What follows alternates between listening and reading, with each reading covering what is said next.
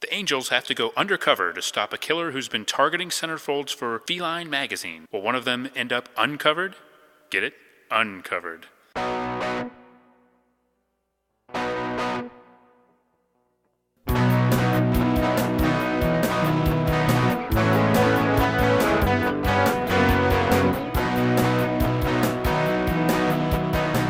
Battle of the Network shows. Join Rick Brooks and Mike Kogel as they explore the TV of the 70s and 80s through hand-picked episodes of their favorite and not-so-favorite series.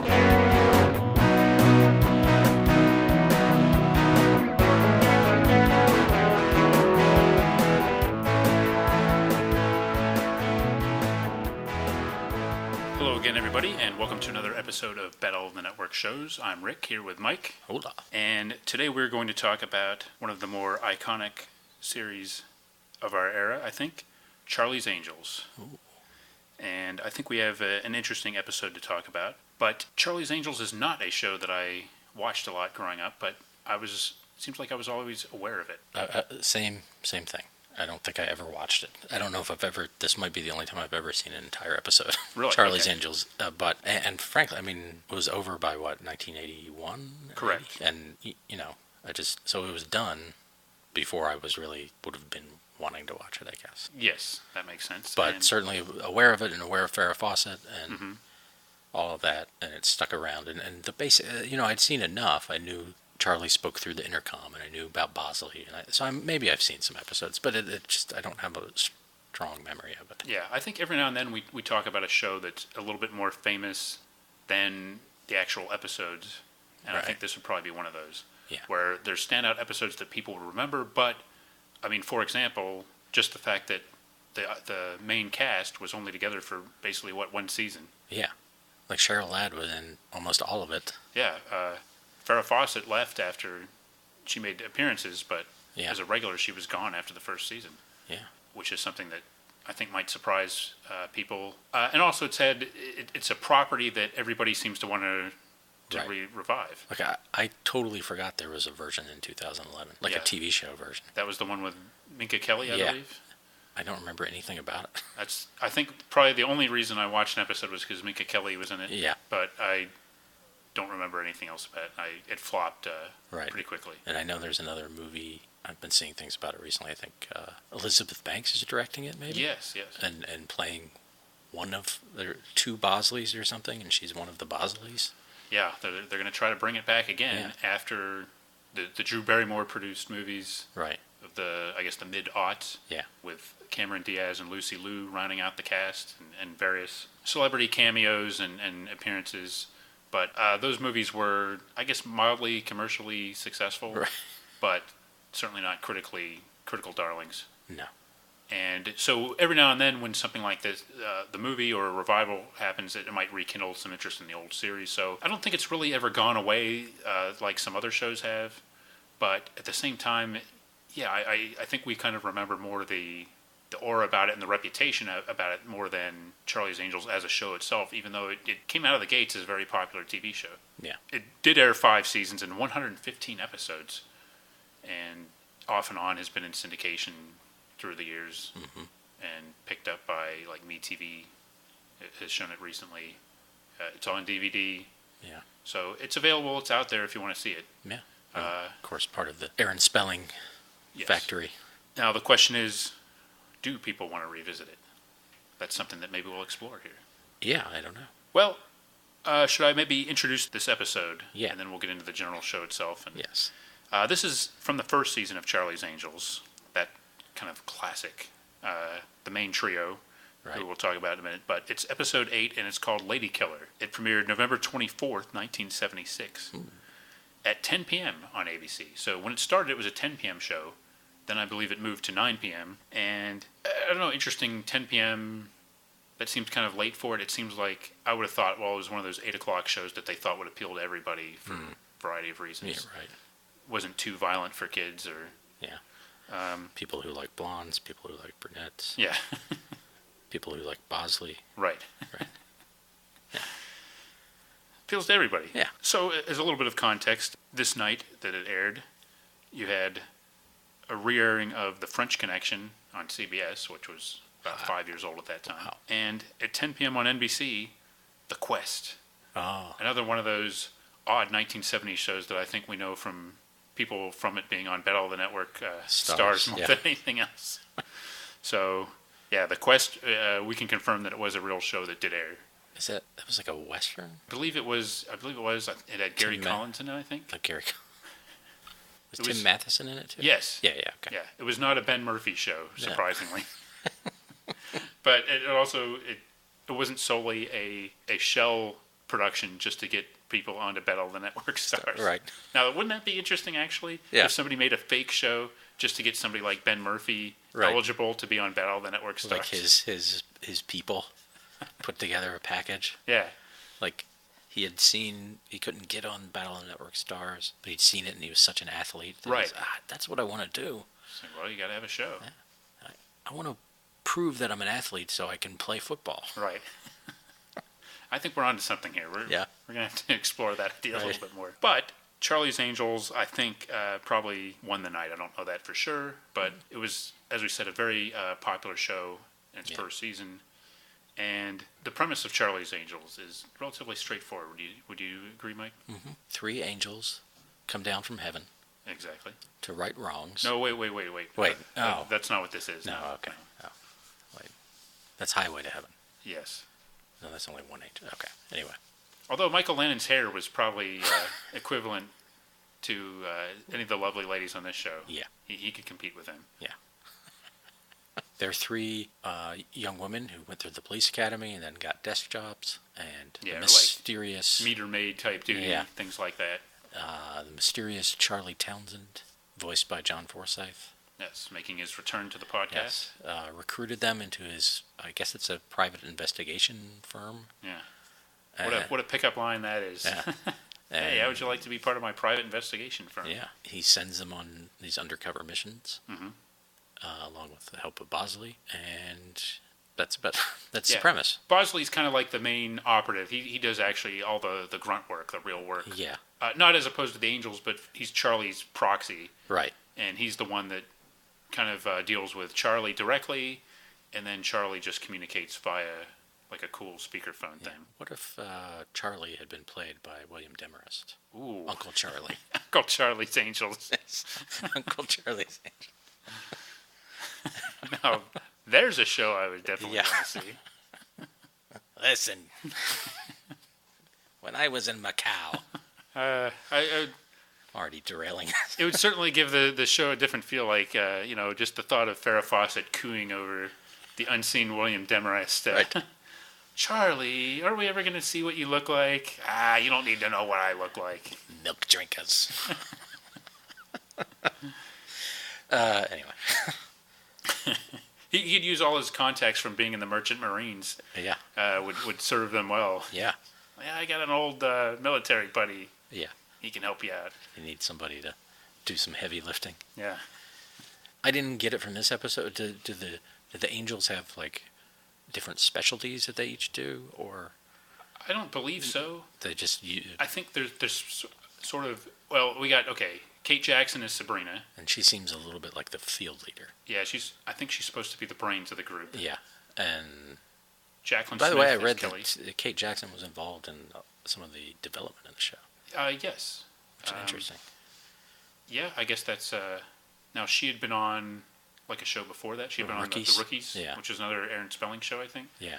And originally she was going to play Kelly, and she didn't want to play Kelly. She wanted to play Sabrina. Now, I can't tell from one episode enough of a difference to... Yeah. But then there was something about, like, the original concept involving them. It was called the Alley Cats. Yeah. And they worked out of an alley. Yeah. Dressed in, like, leather and chains. Yeah.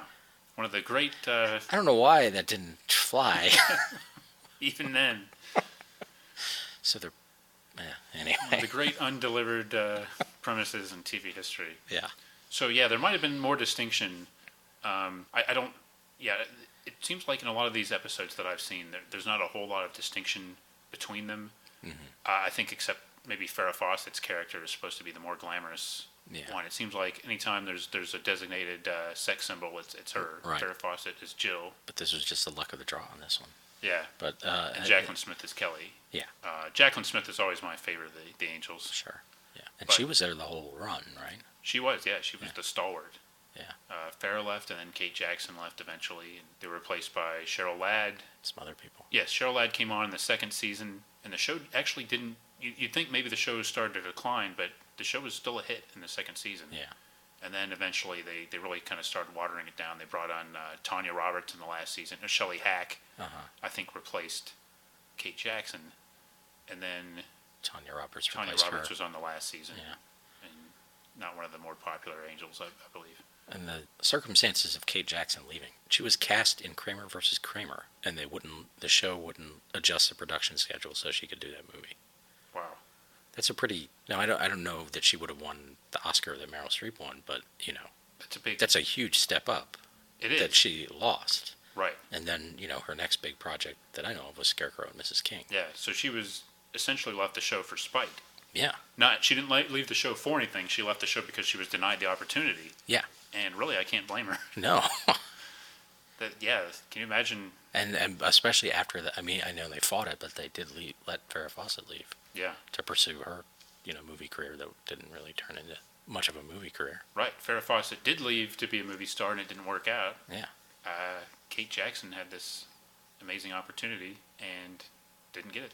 Right. Jacqueline Smith kept her head down and built a clothing career. That's correct. She leveraged it into a long after career. Yeah. I think really a lot of like TV movies, things like that. Yeah. I think in a way, I don't know. Would you say like she's the third of the in terms of star power? You'd have to put Farrah number one. Yeah. Kate Jackson had several popular series. Yeah. But Jacqueline Smith is like the highest profile one now. Right. So, well, at any rate, let's not slight the great David Doyle as Bosley. Let's not. Now, let me ask you something. The way that, this series has one of the best theme songs, and talk about iconic, the opening sequence. Yeah. You get the John Forsythe voiceover explaining the show. You get that, like, disco-flavored music that just totally screams late 70s ABC to me. Yeah. The silhouettes. Yes, the silhouettes with the pose. Yeah. And even a silhouette of Bosley. Yes. Well, okay, that's what I'm going to ask. Is Bosley one of Charlie's Angels? I believe he is. He's positioned, it looks like he's one of the angels, the way the credits make it look. Yeah. I mean, he's not... Charlie refers to the girls... As the angels. As the angels, but Bosley's kind of like the fourth angel. I think, yeah, he might be like a... I'm trying to think of it in... Maybe he's a cherub? Cherub. I could see that. I don't know all that, there's a whole cosmology to all that stuff. Yes, there is. I don't know. That may be beyond our scope, but... Or that he's a different kind of, an angel who does, grunt work. Yeah. Well, Bosley seems to be like... He's the one that could actually... I wouldn't be surprised to see that character, that actor, in like more of a metaphysical type role. Yeah. Like, wouldn't you picture him as being like a guy that is like an emissary for the big guy upstairs, and he comes down and actually is literally an angel? Yes. And like arranges things for people and gives like a wry smile when they ask like if he's an angel or something like that. Yeah. Or on a Highway to Heaven kind of show. Yes. He would be the conduit between the big guy and Michael Landon's character. Yes. Michael Landon would never talk directly to the big guy. Right. But he would clearly, he would easily have these conversations. Like Robert Guillaume in the movie where... The kid with the broken halo? The kid with the broken halo, yeah. Yep. Well, okay, yeah, I think that's fair enough. And all right, well, maybe Bosley isn't an official angel, but right. Bosley kind of doesn't get enough due, but David Doyle is a very amiable actor. Yeah, he's classic era amiability, I would say. Yeah. And you can see him, and he did a utility player being on like Love Boat, Fantasy Island, all those kind of shows too. Yeah, I am imagining this, or there are a lot of episodes that at some point maybe end or have like the angels like kind of hugging him and rubbing his head, or doing something embarrasses him. Yes. Yeah.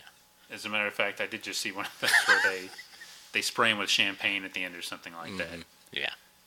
I don't think a lot of people had pinups or posters of David Doyle on their walls in the late 70s, but He's a considerable part of the show and the glue that kind of holds it a lot of it together. And I think a lot of his stuff he does is mostly off camera. Yeah. He just like fixes things without really explaining it. Right.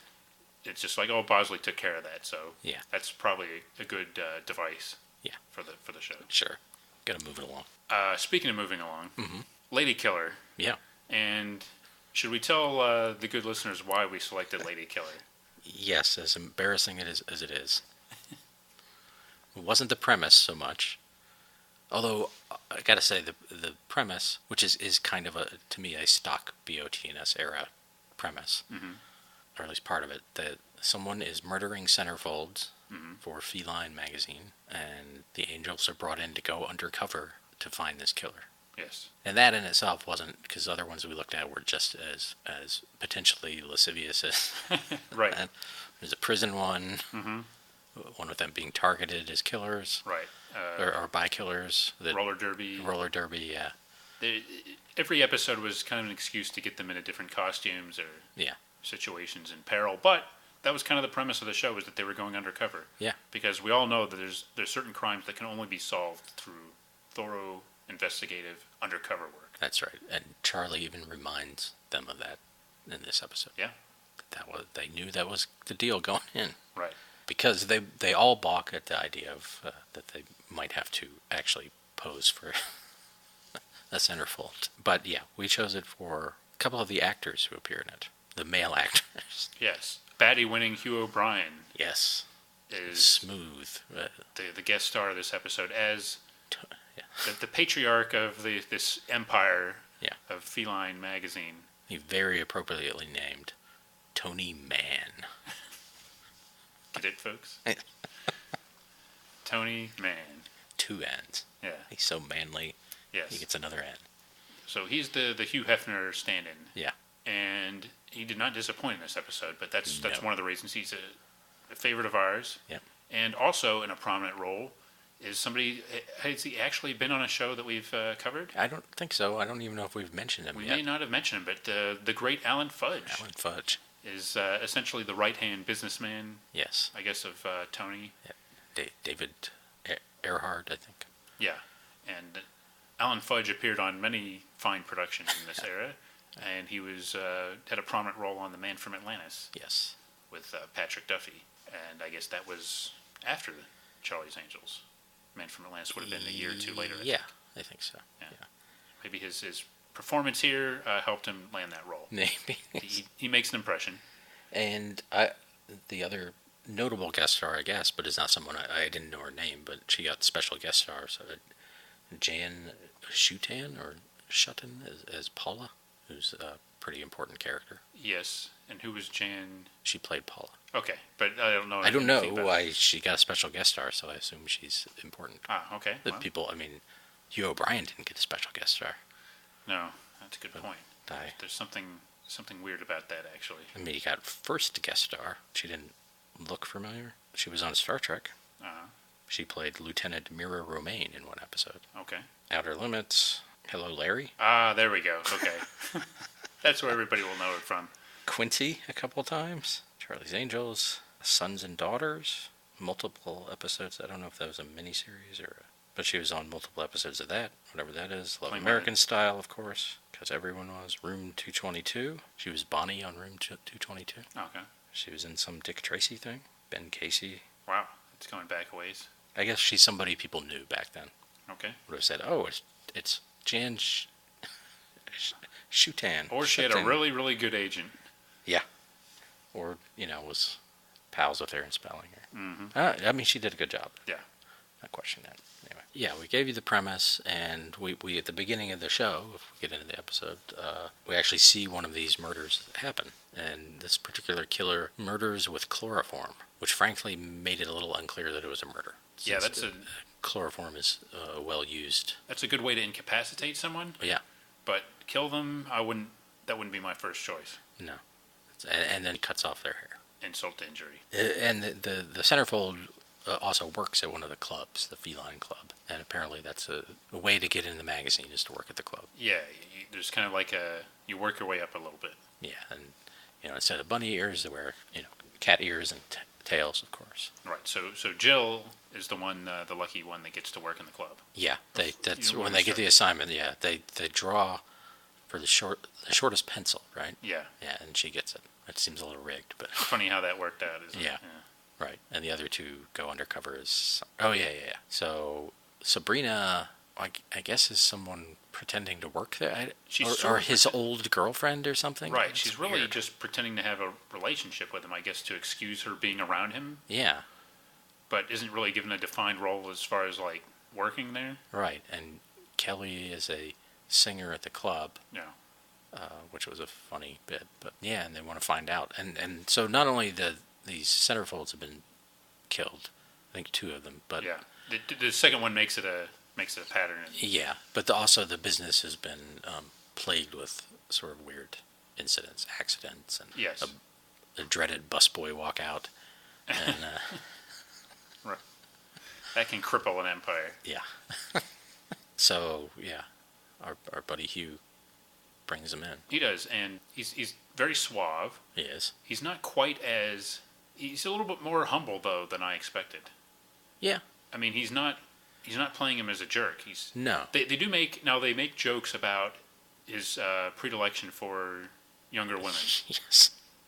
And boy, do they make jokes about that. Yes, when Sabrina first shows up with him at his house, he has to dump his very young girlfriend, and Sabrina keeps sticking it to him about that. Right, and I think doesn't the young girlfriend make a snide comment about how old Sabrina is? Yeah, she uses the word geriatric.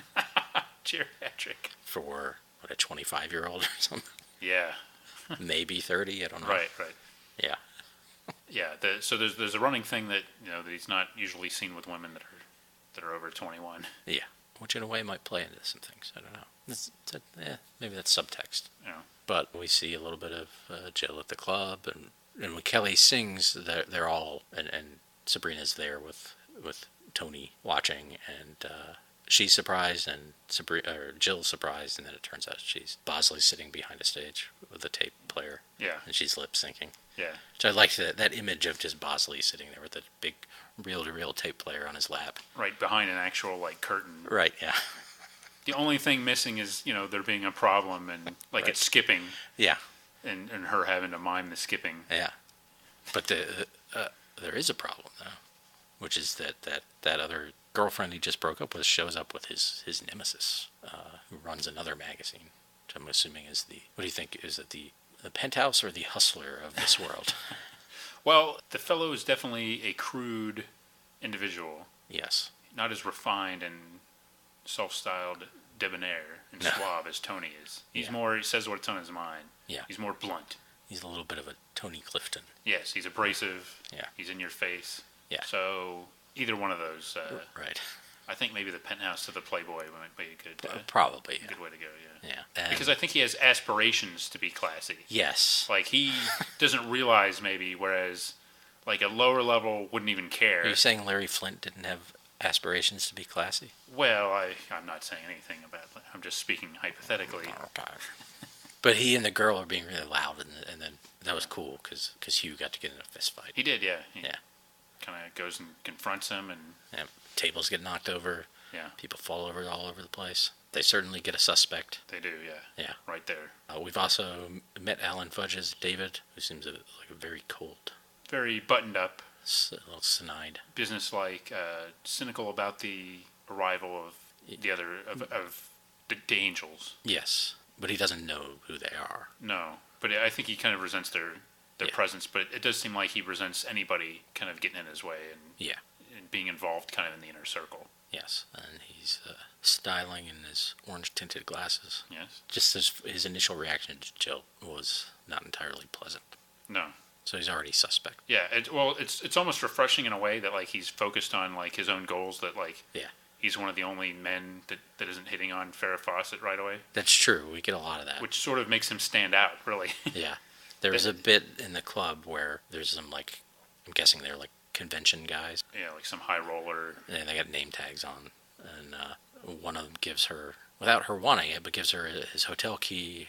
And then she, leaves that table, and another guy wants to meet up with her. And so she passes on the hotel key to him. Yeah. It's a nice move. Right. And it's like, make sure to keep the lights off. Or make the surprise better.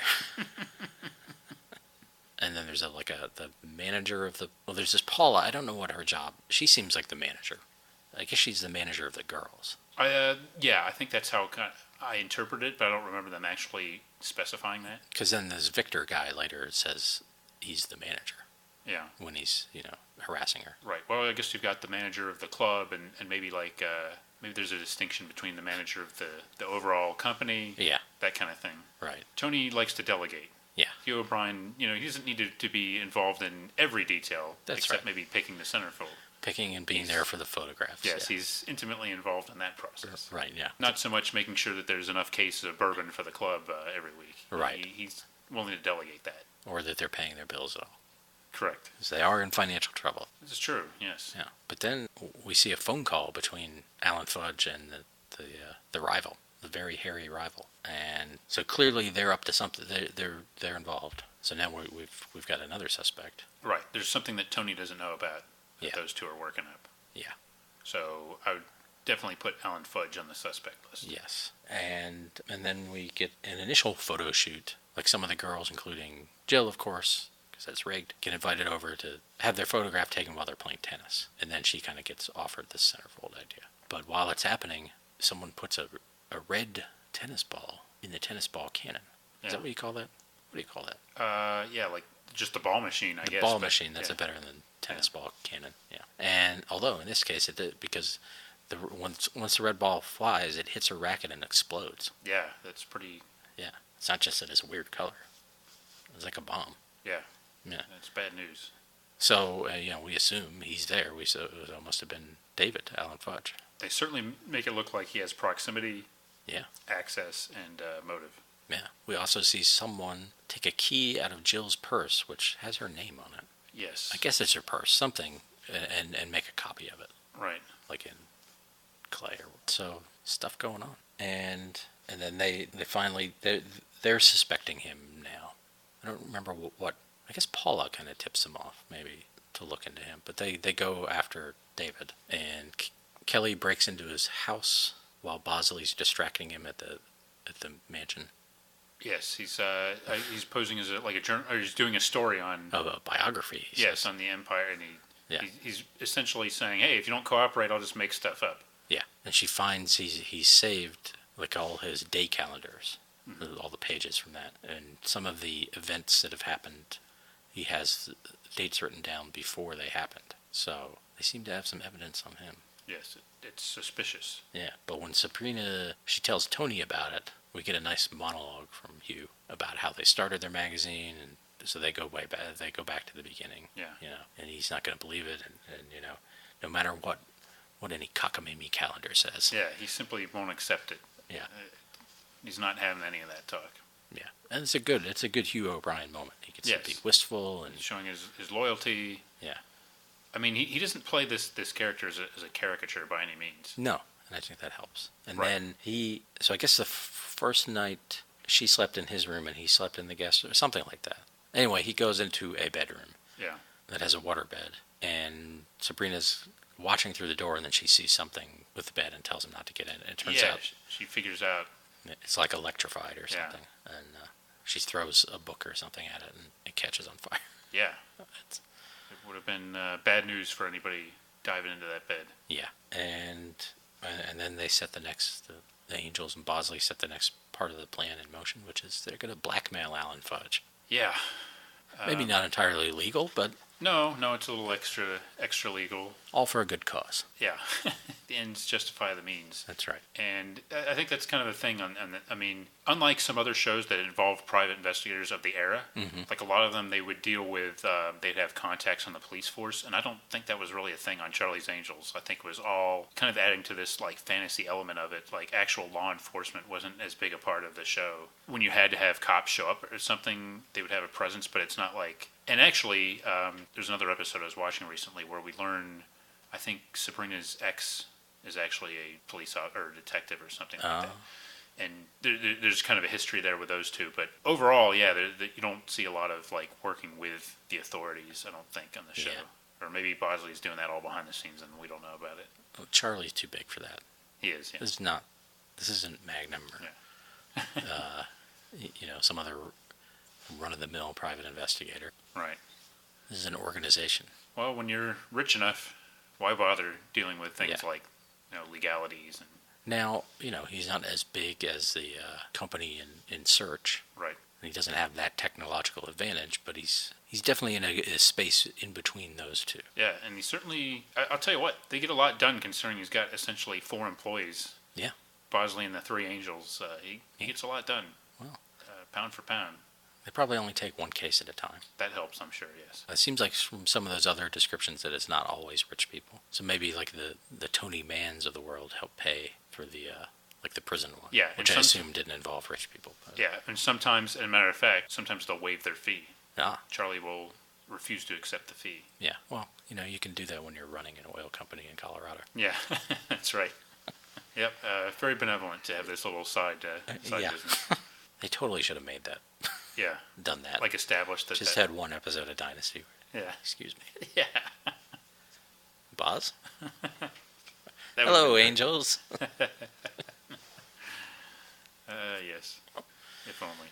Angels? Who's he talking to? Yeah. The whole episode would be people talking about this conversation. Right. That he had on the phone. Yeah. Everybody, it would be, like, literally. Yes. The whole episode would be people having conversations about that conversation. I think Blake is losing his mind. Angels. Yeah. Maybe he's just a baseball fan. Yeah. He's calling Gene Autry. Yeah. That's how we'd have to pass it off. I had a certain business opportunity with my dear friend Gene Autry. Man, it doesn't make any sense. You've never mentioned him before. Well, Alexis, a man can have his secrets too, Close up on Joan Collins. Yeah. So, of course, he wants to meet her at an abandoned oil refinery. Yeah, Luckily, like they're smart. They're like, this is not a good idea. This is probably not going to go. I mean, they're sort of smart. I mean, they recognize that it's a suspect choice. Mm-hmm. They do send Kelly in with like a wire, but they do send her in alone. As far as I know, she didn't have a weapon. Yeah, if she did, it wasn't very handy. And then, of course, he invites her to, the top of a oil, whatever you call those things, can.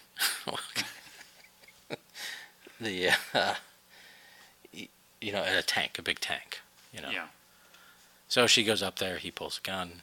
Of course, he didn't bring any money, and they have a fight, and she manages to throw him off the tank. Yeah, that was interesting. Yeah. He could have been killed, definitely. Yes, he apparently survived. She sort of does like a little judo maneuver, kind of. Yeah. And, flips him over, and I guess she's, distraught about it, but it was pretty brutal. I mean, it was self-defense. I'm not suggesting that she did it in cold blood or anything. No, but I was legitimately a little surprised. Yeah, it was a little bit of a shocking moment.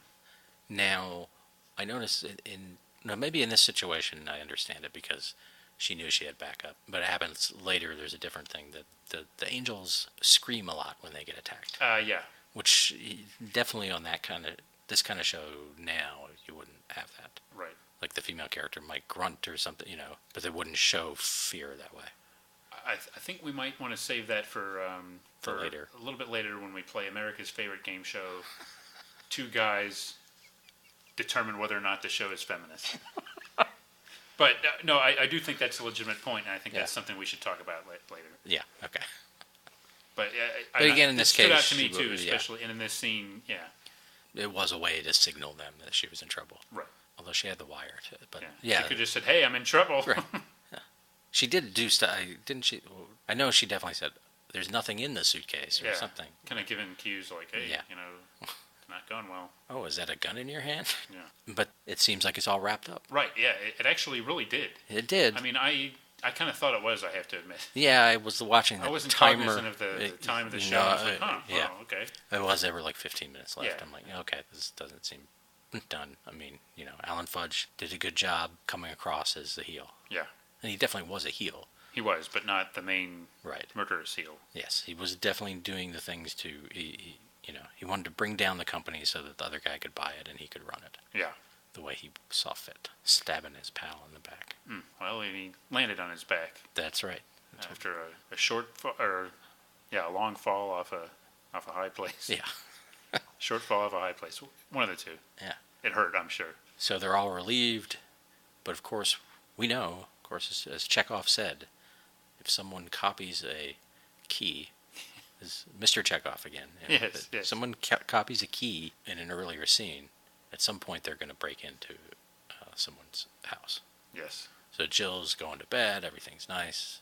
Of course, she has a great, cool house on the beach. Right. She also has a Mustang, I think. Yeah. We didn't see her drive it this time, but she definitely has the cool car. Yeah. Sabrina does not have the cool car. She's positioned a certain way on the show, for Yeah, sure. yeah. First among equals, I think. Right. And maybe there's an explanation. Maybe she has some sort of independent wealth we don't know about. And of course, the killer breaks in, tries to chloroform her. Again, there's another. She's screaming. They have a fight. And That's the killer's thing, chloroform. yep, chloroform and scissors. Yeah. But only to cut the hair. Right. But she manages to fight off the killer enough that the killer escapes. But she also doesn't get killed. Jill. Which is a good thing. Yes. Yeah. Yeah. So I'd call that a win for her. Yeah. Yeah. But the next day, she's like at the club and she's talking to Paula and Tony about that she's still willing to do the centerfold because they know, well, the killer's still out there. We gotta trap him or her or it. Yes, and another interesting thing is that Jill apparently has a no nudity rule. Yes. That I guess they think they're going to talk her into it. Yeah, with a big check. Yeah. And maybe off screen, Charlie's like, well, you never actually have to take the picture. Yeah. But they're getting closer to it, for sure. Also, side note, I noticed in this scene at least, Tony, Hugh O'Brian, was wearing a necklace. Now, it wasn't a giant medallion. No. But I think it was one of those, like, kind of horn necklaces. You know, the things that, like, cool guys, in quotes, wear. Yes. Yeah, players wear. Yeah, Yeah. definitely. Yeah. Paula's like, oh, you know, if you're afraid, just, why don't you come stay at my place for a day or two? It's like, oh, okay, I'll do that. Yeah. Let me go get my stuff, and I'll meet you there. She has that very friendly, accessible, nurturing kind of air about her. Paula? Yes. Yeah. Yeah. She takes care of these girls. Right. You know? And meanwhile, now they think that's part of it too. The Angels and Bosley think that this Victor guy is the best suspect. But He does seem to have a sour disposition. he does, and he did sexually harass Jill. True. And part of because of everything that's going on, Tony's going to have to shut down the clubs. And we see a little scene between him and Victor. And Victor seems more sympathetic in that scene. You know, Tony's like, I'll find a job for you. He's like, oh, you've been carrying me for too many years. Yeah. Like, no, I haven't. Yes, you have. You've been carrying me. Yeah. And he just leaves like a sad sack. Yeah. And Sabrina brings up the idea that Victor must be the killer to Tony, and Tony's like, you know, he can't even get up a flight of stairs. Yeah. Like, he's got all these health problems, Right. and like, oh, So Tony was kind of wrong about Alan Fudge, but yeah, he makes a good point about Victor. he does. And then Sabrina and Kelly are somewhere talking about it, and Kelly has a line about Gloria Steinem Yeah, and that triggers Sabrina to realize that they've been being sexist. Yeah, that was kind of an interesting exchange. Yes. It was quite a connection she made there, but Right. somehow she did it. So And they realize that maybe Paula's the killer. yeah, the killer could be a female. Why does it Yes. have to be a man? And guess who's on her way to Paula's house? Jill. Ah, yes. Yeah. And we find out Paula was a centerfold at some point. We also get this hint, like there was this moment where she and Tony were talking, and you know there was a hint of a past between them, Right. There's something. of some connection. Yeah, maybe when she was 19. Yeah. And Jill gets sleepy now. I thought maybe she had been drugged, but I'm not. I think maybe she was just sleepy. Yeah. It was hard to tell. So she's going into the bedroom, and then Paula goes to her kitchen cabinets, opens up a cabinet, and right there in front of the soup is a bottle of chloroform. Yeah. Campbell's chloroform. Yes. You know, might as well stick to the brand, be loyal to the brand. Yeah, yeah. I'd say, and you know they make good soup, so yeah, and then you naturally shelve them together. It's a little high in sodium, True. but it lasts It a gets long the time. job done. Yes. Yeah. So of course she, pours the chloroform into a pot. Yeah. And then fills the bottle with water Yeah. and pours that in the pot. No. She goes and tries to kill. And it throws some oyster crackers Yes, in there. put some oyster.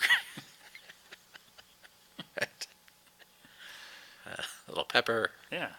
She does go and try to kill Sabrina again, or Jill again. Yeah. And the other ladies break in and stop her, and then we kind of, in the struggle, like it turns out she's wearing a wig. We don't know why yet, but and then we learn that she was in this horrible car accident and lost her hair, and like her right side of her body is all messed up, and she tears off her sleeve, and you can kind of see some, scarring there, and then she tries to throw herself off her balcony. Yeah. But they save her. Yeah, her mental issues that she clearly has manifest themselves right, and rather suddenly and rather intensely. Sabrina is like, they're doctors that can help me, and she's like, I've been to all the plastic surgeons. Yeah. She's like, no, a psychiatrist. Yeah. That wraps it up, pretty much. Yeah, they kind of make her more of a sympathetic figure. Yes. There, I mean, she's not irredeemable. They indicate that they have some sympathy for her. Yeah, she's a murderer, but she is. Yeah, she's gonna get the help she needs. Right. Meanwhile, the course of this, whatever it's been, a few days or a week or something, I don't know. Sabrina and Tony have cozied up a little bit. Yes, they have. Despite his male chauvinist ways. Yeah. And she saw a different side of him, I guess. Yeah, and I think he enjoys the repartee with her, and yeah. I think the clear implication is that he's used to dating airheads. Yes, he has an equal or a match. Yeah. Yeah, someone over 20. Yeah. Who's still probably a good 10, 15 years younger than he is. Right. So he's still, he's not getting crazy about this. No. Don't get him wrong. Still not going to be somebody his own age. Right. And he's going to take the angels. I'm going to include Bosley in that now.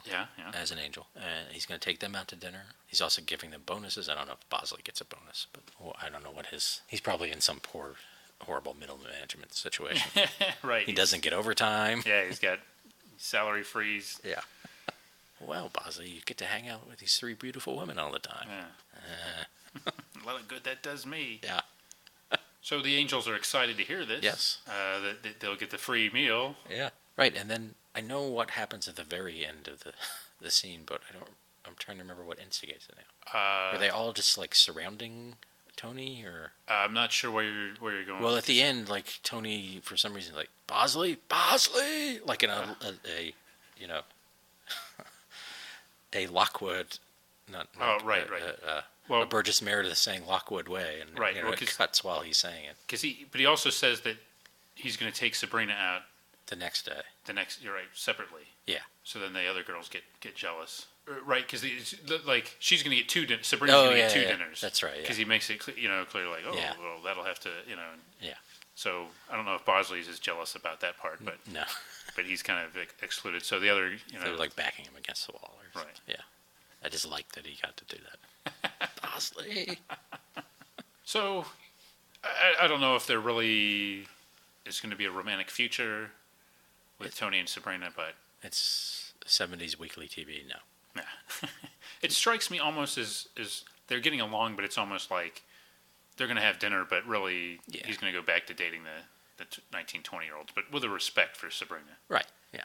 And she doesn't have any illusions about it either, but she's amused by him and thinks he's basically a good guy. So, in terms of characters, and I can only base this on this episode alone, I found Sabrina the most interesting because I think they did the most with her in terms of the writing. I agree. It kind of indicates, it's proof that maybe she was involved with the development of the show, as you said earlier, and B, why she became disillusioned with the show later, and I think kind of complained about it a little bit. Yeah. Because maybe it became more about some of the stereotypes of the show and less about having Sabrina come up with clever ways to solve crimes.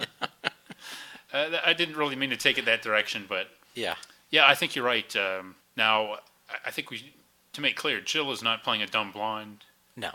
None of the angels are seen as dumb. No, it's not. Just. But Sabrina, she had the most to do, or was it was the clearest, like, kind of what kind of person she was. Yeah, I think so too, because she got like the repartee as we mentioned with Hugh O'Brian, and also seemed to be, like you said, kind of like the tactical leader and kind of just seemed like the leader really of the 3. Yes, and I guess Kelly seemed good at operational things. Yeah, and Jill, was doing a good job at the undercover, and he's definitely good at putting off, which probably is the character's natural personality, but like sort of this like chipper, refreshing kind of person. Yeah, I think Kelly's like the soul. Yeah. Because I think she's more like the heart of the team. Okay. Sabrina's the brains. Yeah. And Jill. It's the hair. Well, you know what? I think we might have some interesting choices this year in the baddies for best hair because Farrah Fawcett's hair. Freddie Fender. Yeah. Those two. I don't know. No. Farrah Fawcett and Freddie Fender were an item in the 70s? No. Wow. What beautiful hair their babies would have had. Wow. If we open up, make the competition non-gendered. Yeah. Well, I was going to say, though, that to me, Kelly and Jacqueline Smith has the best actual hair flips in the series and even in the credits. It seems like you're almost expected to take Farrah Fawcett's hair for granted, I think, whereas Jacqueline Smith gets to show off her hair a little bit more. I don't know if Farrah Fawcett's hairstyle lends itself to movement. And, I mean, this is a subjective thing, but that may be something that works against it. Yeah, could be. I'm just saying. I'm definitely biased towards Kelly, but I think her hair is more of a standout for me. But hair of the 70s, you'd probably have, on the short list, Farrah Fawcett would probably be number one. Yeah. Maybe Freddie Fender, be in the top 5, but Farrah would have to be considered up there. Right. Anyone with an FF name is going to be in the top 10. Yeah. Automatic. But no. Should be. Yeah. Is it a feminist show? Is it not? Well, overall, and again, the disclaimer, this is 2 guys talking about this, blah, blah, blah. Maybe some mixed reactions, but I think it kind of is. Now, we haven't said that this was maybe the forefront of the so-called jiggle TV movement, and this was kind of like the flagship of that. Yeah. Now, yes, they did wear a lot of scantily, not so much scantily, but like tight outfits and uniforms, and one of the whole reasons of the show was to get them into different outfits in undercover situations. Although, in this episode, despite it being about a skin magazine, one, she never has to pose for that photograph. Right. We never even see like a photo shoot happening, other than the tennis one. Right. And the only revealing outfit is the uniform, the waitress uniform she has to wear. I think many aspects that the series is often more of a tease. The idea is to think about them being in these situations, and even like some of the mild innuendo. But really, the morality of the show, I think, is pretty conservative. We talked about, Jill doesn't want to do nudity. Right. There's sort of a wink and a nudge about the magazine, but they don't really approve it. Yeah. I mean, there's sort of like 70s style sexual harassment and sort of like the implication of sleeping to get ahead, but they don't condone it on this show. No, and in fact, maybe it's like it comes across really as unpleasant. Right. It's called out as it's sleazy. It's not seen as favorable or anything like that. No. And really, you have Charlie is sort of like the patriarch funding everything, and Bosley's doing a lot of the grunt work. But the fact is, you've got 3 female leads that are shown as capable, and they're not really shown as having guys bail them out all the time. Yeah. And now, and in this episode, they mentioned Gloria Steinem, so automatic. Yeah. Right? Right.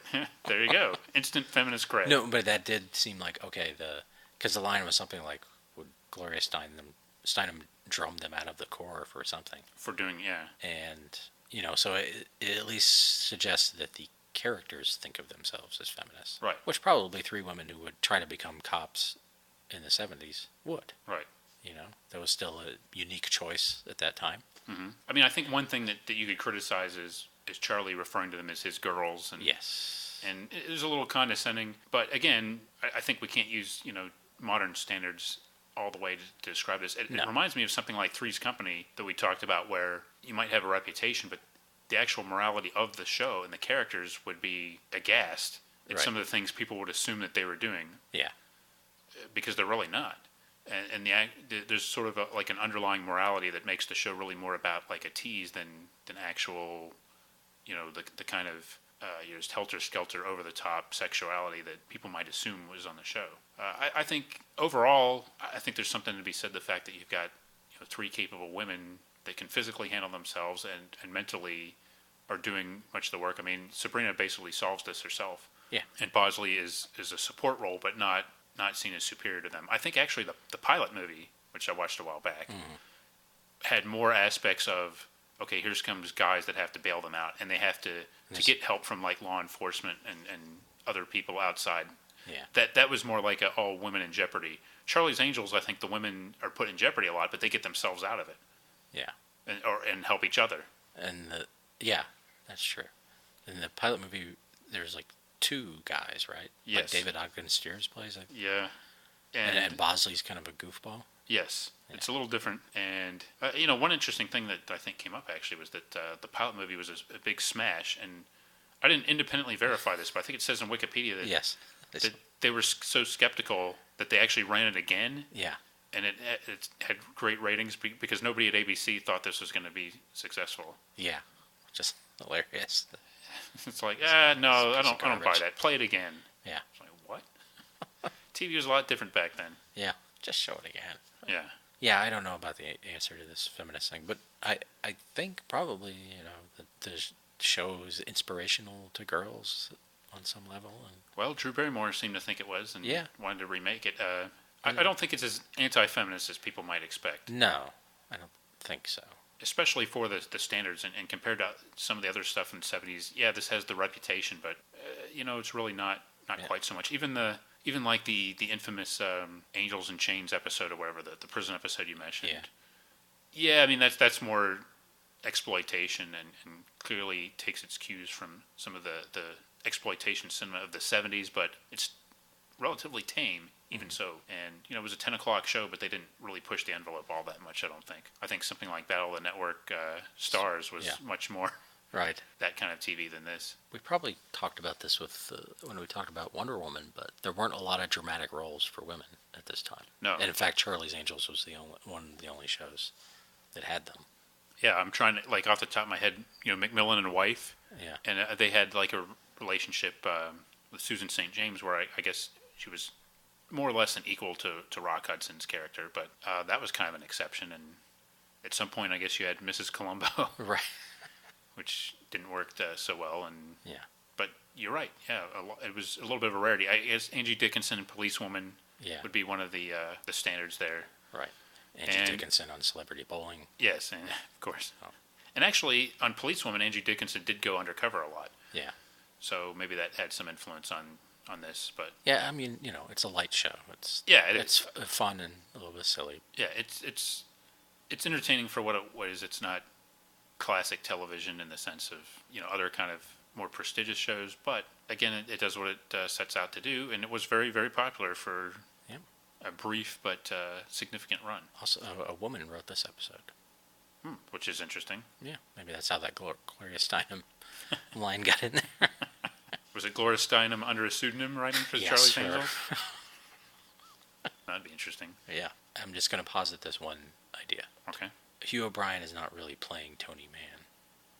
He's playing Lockwood, who's been on a very long undercover operation of his own, running a skin magazine. Interesting. Do you think even he doesn't know what the goal of this operation is? No, but he's willing to go along with it. Yeah. And he's embracing all aspects of this assignment. Well, you know what the favorite dessert at the Feline Club is? I think I might have an idea. Peach Melba. Of course. Yeah. Of course. Well, there's some similarities. Although we see Burgess Meredith, but you have like sort of the communication with when you're out in the field. And the Angels certainly did that. We should go back through and look for any instances where he seems to be reacting to something in his ear. Arches an eyebrow, or bites down a little bit. His performance is not dissimilar from his performance as Lockwood, I would say that. No. I could see Lockwood wearing some of these outfits. Yes, it's not a huge stretch no. to see this. Yeah. Anyway. Much like I would have liked to have seen Alan Fudge as a villain on Search. Yes. I think that was a missed opportunity there. Yeah. But, yeah, it was a solid episode of Charlie's Angels. Mm-hmm. Again, it is what it is. Yeah. I don't mean to damn it with faint praise, but what about you, Mike? You haven't seen a lot of Charlie's Angels. No. I think I've seen a little bit more of it over the years. Are you going to keep watching Charlie's Angels? I might watch a couple of the other ones you recommended. Yeah. While I have your DVDs. Okay. Yeah, it was fine. I enjoyed this episode. I didn't feel the need to then watch every episode. But yeah, it's not groundbreaking. It's not trying to be. It's entertainment, and that's what it is. Yeah. And some of the shows in the 70s were just that. Yeah. and they entertained people and were successful. And I would Aaron like Spelling liked to do that. Yes, he did. And I would like to see maybe a couple, to see if I could get a better grasp on the other two characters, on who they are. Yeah. That's. I think that's one of the reasons I suggested this episode is because it didn't really focus on one to the exclusion of the others. Some of the episodes do spotlight the other ones, but and again, that's something I think they did try to balance it out. And three women working together and not being petty was probably something you didn't see a lot on. Yeah. I mean, remember Cagney and Lacey was a huge deal. Several years after the show ended. Yeah. For having two female leads, and this had three female leads that all got along and never had didn't have cat fights every other episode. So so there's that. Yep. Charlie's Angels, lost feminist classic. I've come around to that. Now I don't know if I'll go quite that far. Right.